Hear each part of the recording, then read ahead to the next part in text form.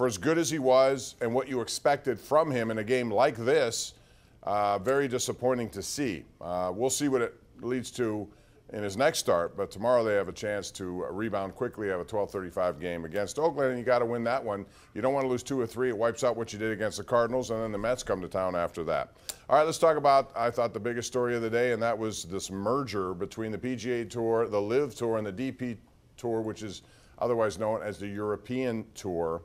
Jay Monahan caught right in the middle of this. The biggest winners in this whole merger, if it happens, and I still say if, there's a lot of work to be done, and it won't happen until next year, Andrew, is Jay Monahan financially, because he's going to run this thing as a CEO. He made a deal with that Crown Prince of Saudi Arabia. He's going to run the whole show and make a lot of money. And what he's done is exactly what he told the players who left in the first place were guilty of doing. That is, no loyalty, no morality, no ethics, no values. And what did he do? He did the exact same thing and essentially stabbed them in the back. They had a meeting tonight in Toronto, and he was shot down quite a bit. There was a standing ovation at one point when someone mentioned we need a change in leadership at the top. Not a good situation. Your take on what happened today? So now these guys got nowhere to go. I mean, now that there's no competition, all the Saudi money is now going to be invested into this new league or this new tour. So the guys that, were loyal to the PGA, like Rory and Tiger Woods and people like that who feel betrayed, Jordan Spieth, who feel like they were completely lied to. Yep. Yeah, all these guys.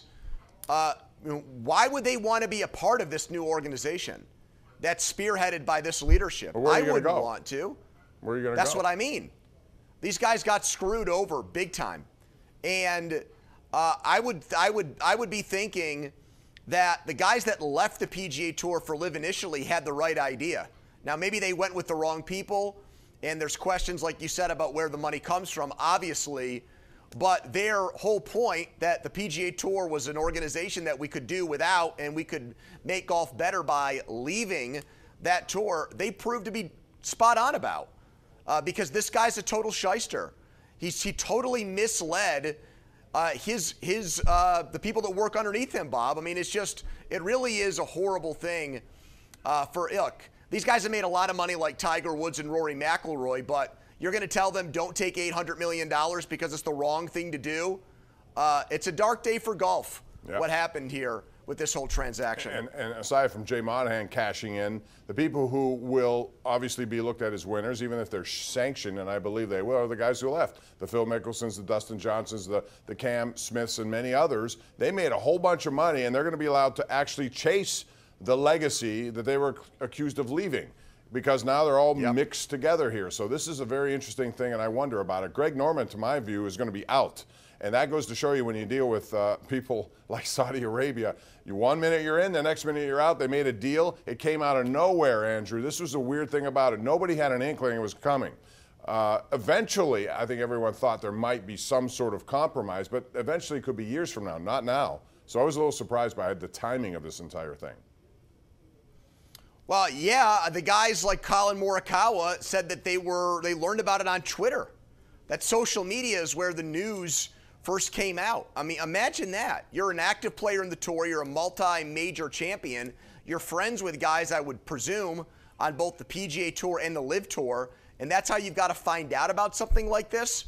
A tweet from CNBC?